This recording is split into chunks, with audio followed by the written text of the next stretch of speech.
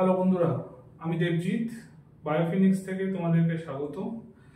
আজকে আমরা যে টপিকটা নিয়ে আলোচনা করব, লাইফ সায়েন্স বা জীবন বিজ্ঞানের ক্ষেত্রে খুবই ইন্টারেস্টিং টপিক। এটা তার নাম হচ্ছে ফসিল।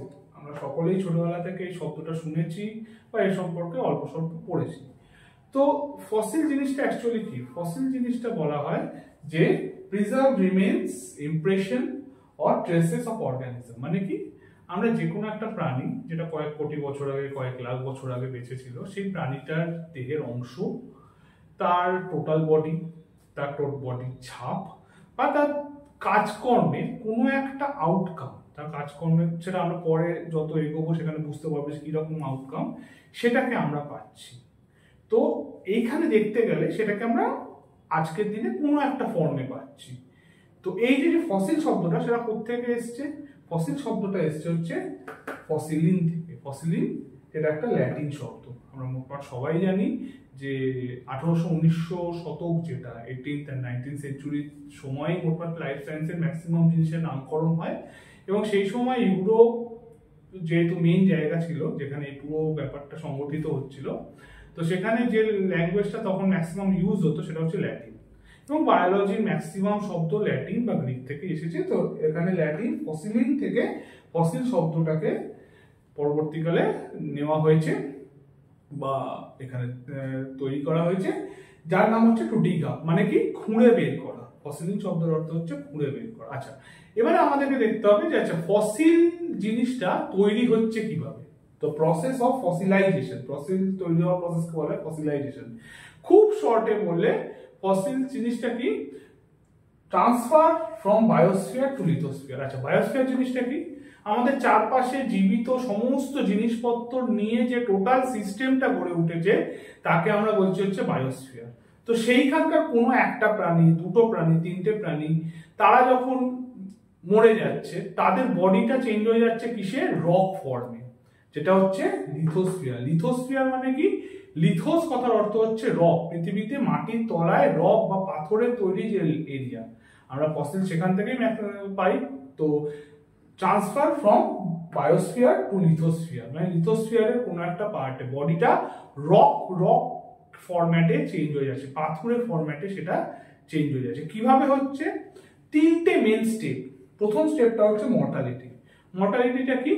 যে প্রাণীটাকে নিয়ে আমরা কথা বলছি বা যে অর্গানিজমটাকে নিয়ে আমরা কথা বলছি, প্রথম স্টেপে কি হচ্ছে? তার মৃত্যু হচ্ছে। মৃত্যুটা কিভাবে হচ্ছে? সেটা স্বাভাবিকভাবে হতে পারে, অস্বাভাবিকভাবে হতে পারে। স্বাভাবিক কিরকম? তার একটা বয়স হলো এবং সে মারা গেল, নর্মাল প্রসেস। অস্বাভাবিক কিরকম? তার রোগ হলো, তাতে মারা যেতে পারে। কোনো একটা প্রাকৃতিক দুর্যোগ হলো, সেটা হচ্ছে মারা যেতে পারে। অথবা শিকারী এই যে প্রে প্রিডেটর ফরম্যাট, যেটা প্রে প্রিডেটর রিলেশনশিপ, তার ফলে সে মারা গেল। তো এর ফলে কি হচ্ছে? তার মৃত্যু হচ্ছে, মর্টালিটি। মর্টালিটি হওয়ার পর সেকেন্ড সব থেকে ইম্পর্টেন্ট স্টেজ, সেটা হচ্ছে বায়োস্ট্যাটিনমি। আচ্ছা, বায়োস্ট্যাটিনমি জিনিসটা কি? একটা প্রাণী মারা গেল, মাটির ওপর পড়লো, তার বডিটা মাটির ওপর পড়ার পর কি হলো? তার বডির ওপর কয়েক কোটি বছর ধরে, কয়েক লাখ বছর ধরে ধীরে ধীরে কি হচ্ছে? মাটি জমা হচ্ছে। এনি কাইন্ড অফ মাটি হতে পারে, মাটি জমা হচ্ছে। একটা লেয়ার, দুটো লেয়ার, তিনটে লেয়ার, চারটে লেয়ার, পাঁচটা লেয়ার, ছটা লেয়ার। এই যে একটা লেয়ার, দুটো লেয়ার, মাল্টিপল লেয়ার জমা হলো, এর ফলে কি হচ্ছে? একদম নিচের যে লেয়ারটা থাকলো, সেই লেয়ার থেকে ধীরে ধীরে জলের পরিমাণ কমতে থাকে এবং সেখানে কি হলো? সেটা ধীরে ধীরে রকসে চেঞ্জ হলো। এই লিথোস্ফিয়ার আমরা বলছিলাম, মাটি ধীরে ধীরে রকসে চেঞ্জ হলো, কারণ সেখান থেকে জলের পরিমাণ সেখান থেকে কমছে। তাহলে আলটিমেটলি বডিটা কিসের মধ্যে হলো? তার নিচের একটা পাথরের লেয়ার, ওপরে একটা পাথরের লেয়ার, মাঝখানে বডি। এর ফলে কি হচ্ছে? এই জায়গাটায় অ্যানারোবিক কন্ডিশন বা অক্সিজেনের লেভেল কমতে থাকে, বা কিছু সময় অক্সিজেন খুব কম থাকে। এই কন্ডিশনেই বডিতে কি হয়? বডিতে যে অর্গ্যানিক মেটেরিয়ালসটা থাকে, তা আস্তে আস্তে আস্তে আস্তে ডিকম্পোজ হতে থাকে। তো ধীরে ধীরে কয়েক লাখ বছর ধরে, কয়েক কোটি বছর ধরে বডি কি হয়? ডিকম্পোজড হয়ে একটা রকি স্ট্রাকচার, একটা শক্ত স্ট্রাকচারে চেঞ্জ হয়ে যায়। তার বডির ভেতরে যে ইনঅর্গ্যানিক মেটেরিয়ালস গুলো, যেমন হাড়, ক্যালসিয়াম কার্বনেট সহজে নষ্ট হয় না, তো সেটা থেকে যাচ্ছে। কিন্তু তার বডির যে সফট টিস্যু, মাসেলস, নার্ভস, এগুলো সমস্ত নষ্ট হয়ে যাচ্ছে। থেকে যাচ্ছে কি? ইনঅর্গ্যানিক হার্ড মেটেরিয়ালস গুলো। আমরা যদি একটা স্নেল বলি, একটা মোলাস্ক বলি, মোলাস্কের বাইরের খোলটা থেকে যাচ্ছে। তো একই রকম। So this is the process of biostratinomy. বায়োস্ট্যাটিনমিতে কি হচ্ছে, বায়োলজিক্যাল যে মেটেরিয়ালটা তার স্ট্র্যাটিফিকেশন ঘটছে, তার সে একটা লেয়ারে, মাটির লেয়ারে সে চেঞ্জ হয়ে যাচ্ছে। এবং লাস্ট হচ্ছে ডায়োজেনেসিস। ডায়োজেনেসিস কি, আলটিমেটলি সে তার ফসিলাইজড ফরম্যাটে কনভার্সন হচ্ছে। আমরা যে ফরম্যাটে আজ তাকে পাচ্ছি সেই ফসিলাইজড ফরম্যাটে চেঞ্জ হচ্ছে। আচ্ছা, এখানে বায়োস্ট্যাটিনমির বিভিন্ন পাথওয়েজ আছে, সেটা নিয়ে আমরা পরে আসছি। তো এই যে ডায়োজেনেসিস বললাম, ডায়োজেনেসিস হয়ে গেলে আমরা ফসিলটাকে তার আলটিমেট ফরম্যাটে পাচ্ছি। এই ফর্মের উপরে বেস করে চলে আসছি আমরা কিসে, পরেরটায়, types of fossil. Types of fossil কি, আমরা কোন ফরম্যাটে আজকের দিনে ফসিলকে পাচ্ছি। তো সেই হিসাবে দু রকম ধরনের ফসিল আমরা আজকের দিনে পাই। প্রথমটা হচ্ছে বডি ফসিল, দ্বিতীয়টা হচ্ছে ট্রেস ফসিল। আচ্ছা, বডি ফসিল জিনিসটা কি, এইখানে আমরা যে অর্গানিজমটা আছে তাকে তার বডির পাচ্ছি, মানে বডি মানে টোটাল বডি হতে পারে, বডির একটা পার্ট হতে পারে, বা বডির একটা অবয়ব, যাকে আমরা মোল্ড বা কাস্ট বলছি, পরে আসছি, অবয়বে আমরা পাচ্ছি, একটা ফর্মে পাচ্ছি, বডির একটা ফর্মে। তো এই বডি ফসিলসের মধ্যে প্রথম আমরা যেটা পাচ্ছি সেটা হচ্ছে ইনট্যাক্ট ফসিল। ইনট্যাক্ট ফসিল জিনিসটা কি, এইখানে কোনো একটা প্রাণীকে আমরা ইনট্যাক্ট, সে যেমন ছিল তার বডি একটুও নষ্ট হয়নি, বাইরে ভেতরে কিচ্ছু নষ্ট হয়নি, সেই ফরম্যাটে সেই প্রাণীটা রয়ে গেছে, এবং সেই ফরম্যাটে সে কি হচ্ছে, প্রিজার্ভ, নেচার তাকে প্রিজার্ভ করে দিয়েছে। সেই ফরম্যাটে আমরা সেই ফসিলটাকে, সেই প্রাণীটাকে আমরা ফসিলাইজ ফরম্যাটে পাচ্ছি, that is called intact fossil. আমি ছবিটা দেখিয়ে দিই তোমাদের।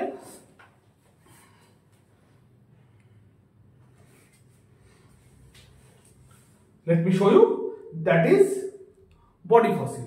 বডি ফসিল ইনট্যাক্ট ফসিল, যেখানে তোমরা দেখতেই পাচ্ছ এই ইয়েলো জিনিসটা কি, এই ইয়েলো জিনিসটা হচ্ছে অ্যাম্বার। অ্যাম্বার কি, যে কোনো ধরনের টেরিডোফাইট যে গাছেরা আছে, পাইনাস, এই জাতীয় যে গাছেরা আছে, তার যে রস, একসময় পৃথিবীতে প্রচুর পরিমাণে ইয়েরা ছিল, তো এই জাতীয় যে রস আছে সেগুলো বেরিয়ে আসার পর সেইখানে যদি কোনো একটা পতঙ্গ বা ইয়ে বসে, তারা সেখানে কি হচ্ছে, ট্র্যাপ আউট হয়ে যাচ্ছে, আটকে যাচ্ছে, এবং সেইখানেই সেটা যখন জমে যাচ্ছে কয়েক কোটি বছর, কয়েক লাখ বছর পর আমরা সেটাকেই কি করছি, সেটাকে আমরা প্রিজার্ভ অ্যাম্বারে পাচ্ছি। তো এই যে দেখতেই পাচ্ছ, এটা ডিটেলস একটা অ্যাম্বার, একটা চৌকো অ্যাম্বার ফর্ম, এবং তার মধ্যে এখানে দেখাই যাচ্ছে যে কিরকম বিভিন্ন দুটো পতঙ্গ এখানে তার ইনট্যাক্ট ফর্মে রয়েছে। তার বডির দেখতেই পাচ্ছ তোমরা, দেখো এখানে তার বডির কোনো পোর্শন কিন্তু নষ্ট হয়নি, উইংস থেকে শুরু করে, অ্যান্টেনা থেকে শুরু করে, তার পা থেকে শুরু করে, অ্যাবডোমেন, হেড, থোরাক্স, কিচ্ছু নষ্ট হয়নি, টোটাল বডি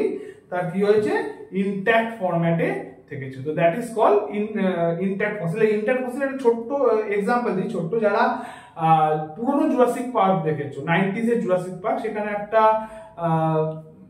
বৃদ্ধ লোক ছিলেন, তার যে স্ট্যান্ডটা ছিল, তিনি যে স্ট্যান্ডটা ধরতেন, সেই স্ট্যান্ডের মাথার উপরে এই অ্যাম্বারেরই একটা ইয়ে দেখানো হয়েছিল সেখানে।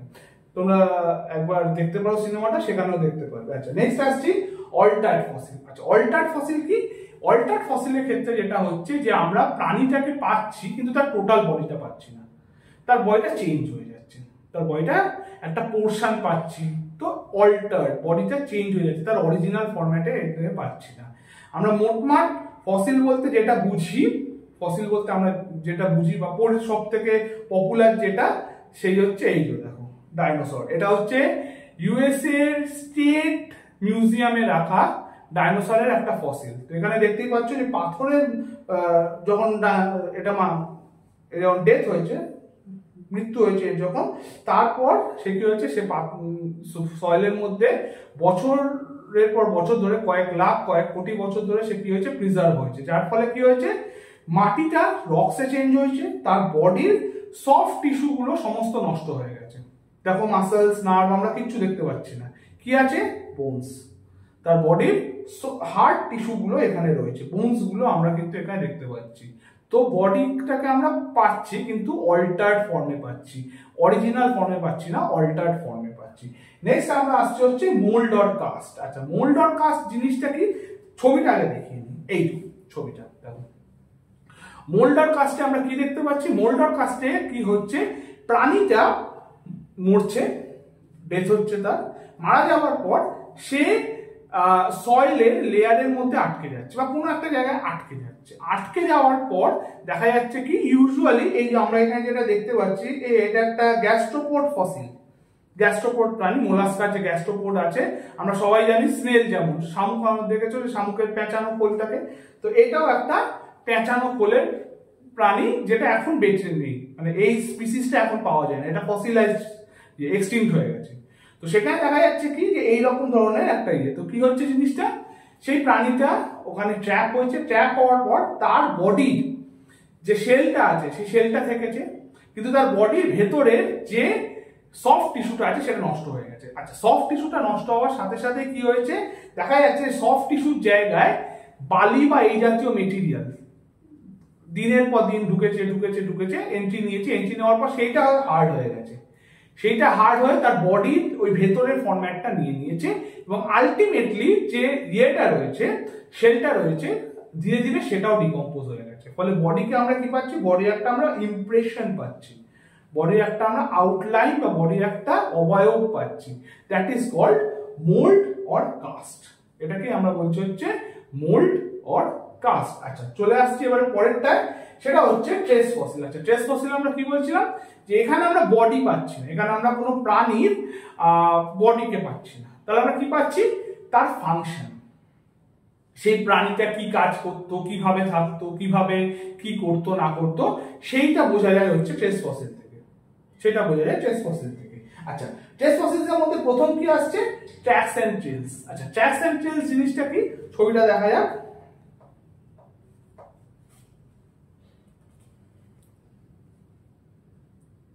ওকে, এই ফ্লাইং ডাইনোসরস যারা ছিল, তখনকার দিনে যারা ফ্লাইং ডাইনোসরস ছিল তাদের পায়ের ছাপ, তো ট্র্যাকস, দ্যাট ইজ ট্র্যাকস, তারা যে হেঁটে যেত, তাদের হাঁটার প্যাটার্ন কি ছিল, ঠিক আছে, তারা হেঁটে গেছে, ছাপটা পড়েছে, সেটাই সলিড হয়ে গেছে, ধীরে ধীরে সেটাই সলিড হয়ে গেছে, সেটাই সলিড হয়ে গেছে, তো দ্যাট ইজ ট্র্যাকস। এবং ট্রেলস কি, ট্রেলসে আমরা যখন আসবো ঠিক পরেরটায়, এই জোড়া, দ্যাট ইজ ট্রেলস। আচ্ছা, ট্রেলস জিনিসটা কি, ট্রাইলোবাইট বলে এক ধরনের আর্থ্রোপোডস থাকতো, ট্রাইলোবাইটস বলে এক ধরনের আর্থ্রোপোডস থাকতো। এই ট্রাইলোবাইটসটা মাটির ওপর দিয়ে, ঠিক এখনকার দিনে আমি যদি বলি একটা কেঁচো মাটির ওপর দিয়ে যাচ্ছে বা এই ধরনের প্রাণীরা যাচ্ছে, তারাও মাটির ওপর দিয়ে যখন যেত, মাটিতে কি হতো, এক ধরনের প্যাটার্ন তৈরি হতো, তো এই যে প্যাটার্নস, এবং সেটা কি হচ্ছে, হার্ড হয়ে গেছে, সেটা হার্ড হয়ে গেছে, দিনের পর দিন সেটা হার্ড হয়ে গেছে। তো আমরা এখান থেকে কি বুঝতে পারছি, যে একটা প্রাণীর মুভমেন্টের প্যাটার্ন, সোজা হাঁটতো নাকি লাফিয়ে লাফিয়ে হাঁটতো, কিরকম ধরনের হাঁটতো সেই প্রাণীটা, সেই জিনিসটাকে আমরা এই ধরনের জিনিস দিয়ে বুঝতে পারছি। তো that is tracks and trails. তাহলে দেখতে পাচ্ছ এখানে কোথাও কিন্তু প্রাণীটাকে পাচ্ছি না, তার অ্যাক্টিভিটিকে পাচ্ছি। নেক্সট কি, বারোস এন্ড বোরিংস। আচ্ছা, বারোস এন্ড বোরিংস কি, যেমন ধরে নাও এই যে বারোস, আমি এটাকে চেঞ্জ করছি, এই যে বারোস কি হয়েছে, খুব সুন্দর একটা দেখতে ইয়ে। আমরা যদি আজকে বলি যে কেঁচো কোথায় থাকে, মাটিতে গর্ত করে থাকে, তো কেঁচোর মতো বা এরকম ধরনের কোনো একটা প্রাণী মাটিতে যদি গর্ত করে, এবং সেই জায়গাটা, সেই গর্তটার চারপাশের মাটিটা যদি সামহাউ কয়েক লাখ বছরে, কয়েক কোটি বছরে যদি হার্ড হয়ে যায়, তাহলে আমরা সেই জিনিসটাকে তখন কিভাবে পাবো। তো এই যে এইখানে যে প্রাণীটা দেখা যাচ্ছে, এই প্রাণীটা অ্যাকচুয়ালি অ্যানিলিডস, মানে কেঁচো যে ফাইলামের মধ্যে পড়ে, পর্বের মধ্যে পড়ে, তার মধ্যে অ্যানিলিডস, তখনকার দিনে পলিকিডস যারা আছে, সেই পলিকিটাদের দ্বারা তৈরি এই ধরনের স্পাইরাল একটা বারোস, যেটা দেখা যাচ্ছে যে এইরকম ধরনের, তাই সেখান থেকে বোঝা যাচ্ছে যে তখনকার দিনে যারা ইয়েরা ছিল তারা কিরকম ধরনের তৈরি করতো, তারা স্ট্রেট তৈরি করতো নাকি এরা পেঁচানো তৈরি করতো, সেই স্টাডি গুলো করা যেতে পারে। নেক্সট যদি আমরা ইয়েতে আসি, এই দিস ইজ বোরিং। আচ্ছা, বারো আর বোরিং এর মধ্যে ফারাকটা কোথায়, বারোতে আমরা এটা হচ্ছে পেঁচানো, আর বোরিং হচ্ছে জাস্ট গর্ত টাইপের, বোরিং হচ্ছে ব্যাপারটা গর্ত টাইপের, দেখতেই পাচ্ছ একটা দুটো তিনটে চারটে পাঁচটা ছটা। তো বারোতে আমরা ইউজুয়ালি একটা বা দুটো প্রাণী ব্যাপারটাকে নিয়ে ইয়ে করি, বোরিংসে কিন্তু একটাও হতে পারে, একাধিক হতে পারে, সেখানে কিন্তু আমরা জিনিসটা কি করছি, সেটা একটা স্টকিস্টিক মেথড, স্টকিস্টিক, সেই প্রাণীটা থেকে গেছে এবং সেখান থেকে যে ছাপটা তৈরি হয়েছে সেইটা থেকে জিনিসটা ইয়ে হয়েছে। নেক্সট যেটা আসছে that is coprolites, very very important ধরনের একটা, এই যে কপ্রোলাইটস দেখতেই পাচ্ছ তোমরা coprolites. What is coprolites? Coprolites হচ্ছে ফিসিস টাইপ মেটেরিয়াল, যাকে আমরা বাংলায় মানে নর্মালি পটি বলে জানি, প্রাণীদের পটি। তো এইখানে তোমরা এটা দেখতে পাচ্ছ, এটা হচ্ছে একটা ডাইনোসরের পটি, এটা কয়েক কোটি বছর আগে সে ছেড়ে গেছে এবং এটা হার্ড হয়ে গেছে। আচ্ছা, এবারে বলা যেতে পারে যে এই কপ্রোলাইটস এর ইম্পর্টেন্ট কি, কেন আমরা কপ্রোলাইটস নিয়ে স্টাডি করব। একটা ছোট্ট উদাহরণ দিই। মাছেদের নিয়ে স্টাডি করে যারা, তারা ডেভোনিয়ান একটা যুগ আছে, আমরা পরে এই নিয়ে ভিডিও বানাবো, আশা করি সবার তোমাদের পছন্দ হবে। তো ডেভোনিয়ান যুগে, পৃথিবীতে যখন ডেভোনিয়ান যুগ ছিল তখন মাছেদের প্রচুর সংখ্যায় বৃদ্ধি ঘটেছিল এবং সেই সকল মাছেদের ম্যাক্সিমাম আজকে বেঁচে নেই, তারা এক্সটিংক্ট। এবার তাহলে তাদের ফসিল তো আমরা পেয়েছি, ভালো কথা, কিন্তু তারা খেত কি, সেটাকে যদি জানতে হয় তখন হচ্ছে আমাদেরকে করতে হবে কপ্রোলাইটস। সেই মাছেদের যে কপ্রোলাইটস আমরা যে ফসিল পেয়েছি, সেখানে দেখা যাচ্ছে যে সেটাকে স্টাডি করে দেখা যাচ্ছে কি যে তার ভেতরেও আমরা অন্যান্য বড় মাছের স্কেলস, মানে গ্যানয়েড বা এই টাইপের স্কেলস পাচ্ছি। তার মানে কি, এটা কি ডিনোট করছে, তখনকার দিনের মাছেরা সেম সাইজের ফিশদেরও অনেক সময় খেয়ে নিত। এখনকার মাছেরা কি খায় না? অবশ্যই খায়, বড় সাইজের মাছেরা ছোট সাইজের মাছেদের খায়। আজকে থেকে কয়েক কোটি বছর আগে বা কয়েক লাখ বছর পর যখন স্টাডি হবে তখন হয়তো এটা তখন বেরোবে।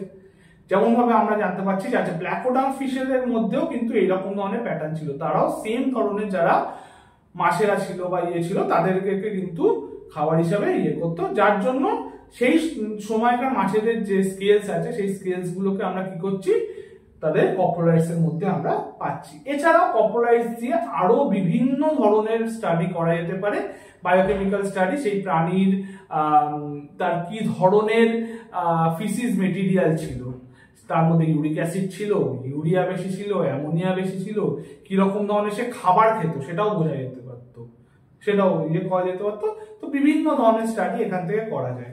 নেক্সট আমরা যেটা চলে আসবো অবশ্যই সেটা হচ্ছে ফসিল ফর্মেশন পাথওয়ে, যেটা আগে বলছিলাম যে বায়োস্ট্যাটিনমি, যে ফসিলটা যে তৈরি হচ্ছে সেটা বিভিন্ন হতে পারে। যেমন ইমপ্রেশন কি, একটা পাথরের মধ্যে স্ট্রাকচারটা চাপ পড়ে সেই জিনিসটা কি হয়েছে, নষ্ট হয়ে গেছে, তার ছাপটা থেকে গেছে, ইমপ্রেশন, তার ছাপটা থেকে গেছে, ইমপ্রেশন। Next compression. আচ্ছা, কম্প্রেশনের খুব ভালো উদাহরণ হচ্ছে কোল ফরমেশন। আমরা ছোটবেলা থেকে কয়লা কিভাবে তৈরি হয়েছে সেই এটা দেখি। কয়লায় কি হয়েছে, যে তখনকার দিনে যে গাছেরা ছিল তারা মারা গেছে, মারা যাওয়ার পর তারা কি হয়েছে, দুটো পাথরের স্তরের মধ্যে তারা পড়ে গেছে, প্রচন্ড চাপ তৈরি হয়েছে, চাপ তৈরি হওয়ার ফলে কি হয়েছে, ইমপ্রেশন তারা দেয়নি, তারা ছাপ দেয়নি, তারা কি হয়েছে, তাদের বডিটা সেমি ডিকম্পোজড হয়েছে বা ডিকম্পোজড হয়ে গিয়ে লিকুইড ফরম্যাট বা হার্ড ফরম্যাটে কি হয়েছে, আইদার কোলে চেঞ্জ হয়েছে অথবা লিকুইড ফরম্যাটে পেট্রোলিয়ামে চেঞ্জ হয়ে গেছে। তো দ্যাট ইজ কল্ড কম্প্রেশন। চাপের ফলে তার বডি পুরো নষ্ট হয়ে যায়নি, সেমি ডিকম্পোজ বা ডিকম্পোজড হয়ে গিয়ে দেখা যাচ্ছে যে একটা ফর্ম থেকে অন্য ফরম্যাটে চেঞ্জ হয়ে গেছে। আচ্ছা, নেক্সট খুব ইম্পর্টেন্ট, সেটা হচ্ছে পেট্রিফ্যাকশনের ক্ষেত্রে কি হয়, আচ্ছা, পেট্রিফ্যাকশনের জিনিসটা এখনকার দিনে অনেক সময় অনেক বটনিক্যাল স্যাম্পেলে পোলেন টোলেন স্টোর করার জন্য ইউজ হয়। সেখানে দেখা যাচ্ছে কি কোনো একটা প্রাণীর বডি বা অর্গানিজমের বডি একটা লিকুইডের মধ্যে হয়তো পড়ে গেছে, দেখা যাচ্ছে সেই লিকুইডটা তার বডির ভেতরে ঢুকেছে, তার বডির ভেতরে ঢুকে দেখা যাচ্ছে যে তার বডির ভেতরে ওয়াটারটাকে সেটা রিপ্লেস করে দিয়ে সেই লিকুইডটা তার বডির ভেতর থেকে গেছে এবং পরবর্তীকালে সেটাই সলিডিফাইড হয়ে কি তৈরি করেছে, ফসিল তৈরি করেছে, দ্যাট ইজ পেট্রিফ্যাকশন। আচ্ছা, মোল্ড ফর্মেশনের ব্যাপারটা আমরা আগেই দেখে নিয়েছি, মোল্ড ফর্মেশনের ক্ষেত্রে জিনিসটা কি হয় এটা আলাদা। আর নেক্সট হচ্ছে মামিফিকেশন। আচ্ছা, মামিফিকেশনের ক্ষেত্রে যেটা দেখা যায় যে রিসেন্টলি এই নিয়ে প্রচুর আলোচনা হচ্ছে, যেটা দেখা যাচ্ছে যে পোলার রিজিয়ন, আর্কটিক রিজিয়নে যেখানে আছে প্রচন্ড ঠান্ডার ফলে কি হচ্ছে, কোনো একটা প্রাণী মরে গেছে, তার বডিটা টোটালি স্টোর হয়ে গেছে, সেখানে আইস ফ্রিজিং কন্ডিশনে থেকে গেছে, দ্যাট ইজ হচ্ছে মামিফিকেশন। আচ্ছা, মামিফিকেশনের ক্ষেত্রে খুব ইম্পর্টেন্ট কিছু জিনিস উঠে আসছে, যেটা হচ্ছে বিভিন্ন ধরনের ভাইরাস বা ব্যাকটেরিয়াকেও আমরা ফসিলাইজ মারা যায়নি, তারা কিন্তু মারা যায়নি। ওকে, আচ্ছা নেক্সট যেটা আসছে সেটা হচ্ছে যে অবশ্যই লাস্টের দিকে আমরা এগিয়ে চলেছি, যেটা হচ্ছে আচ্ছা ফসিলসের আমরা কিভাবে এজটাকে ঠিক করবো। একটা ফসিল কয়েক কোটি বছর আগে, কত লাখ বছর আগে তৈরি হয়েছে, সেটাকে আমরা কিভাবে ঠিক করব। তো সেটা দেখতে গিয়ে আমরা দেখছি কি যে একটা ফসিলসের এজকে দুভাবে করা যায়। একটা হচ্ছে রেডিওমেট্রিক ডেটিং, একটা হচ্ছে কার্বন ডেটিং। আচ্ছা রেডিওমেট্রিক ডেটিং এ রক্সকে করা হয়। এই যে আমরা বললাম যে ইমপ্রেশন, একটা পাথরের মধ্যে একটা জিনিসের ছাপ পড়ে গেছে, একটা পাথর ছিল তার উপর একটা প্রাণীর ছাপ পড়ে গেছে। তাহলে ছাপটা যে পড়েছে সেই ছাপটা আমরা যদি এখন ডেটিং করতে যাই, তার জন্য আমাদের কিন্তু রেডিওমেট্রিক ডেটিং করতে হবে, কারণ আমরা পাথরের ডেটিং করবো, সেখানে প্রাণীর ডেটিং করবো না। তো পাথরের সেক্ষেত্রে ইউজ হয় যেটা ইউরেনিয়াম, লিথিয়াম, এইসবগুলো সেখানে ইউজ হয়, that is called radiometric dating. আর এই দ্বিতীয় যেটা, সেটা মোটমাট খুব পরিচিত, সেটা হচ্ছে কার্বন ডেটিং, যেটা অ্যানিমালস আর প্লান্টস মানে লিভিং যে প্রাণীরা ছিল তাদের বডি পার্টস, এই যে আমরা একটু আগে বললাম যে ইনট্যাক্ট বা অল্টার্ড ফসিল, ইনট্যাক্ট বা অল্টার্ড ফসিলস এর ক্ষেত্রে আমরা কিন্তু এই কার্বন ডেটিং এর ব্যাপারটা ইউজ করতে পারবো, যেখানে তার বডির দেহাংশ এখনো রয়েছে, তার বডির দেহাংশ কিন্তু এখনো সেখানে রয়েছে। সেই বডির দেহাংশ থেকে আমরা রেডিও অ্যাক্টিভ কার্বনের হাফ লাইফকে ইউজ করে সেটাকে আমরা তার বডির কতটা পোর্শন, কত বছর আগে সে মারা গেছে, তার হয়েছে, সেটাকে আমরা সেখান থেকে বের করতে পারবো। তো এই হচ্ছে টোটাল আমাদের ফসিলসের পুরো ব্যাপারটা। আমরা আজকে এখানে শেষ করছি, আশা করি তোমাদের ভালো লেগেছে। অবশ্যই তোমাদের মতামত জানিও।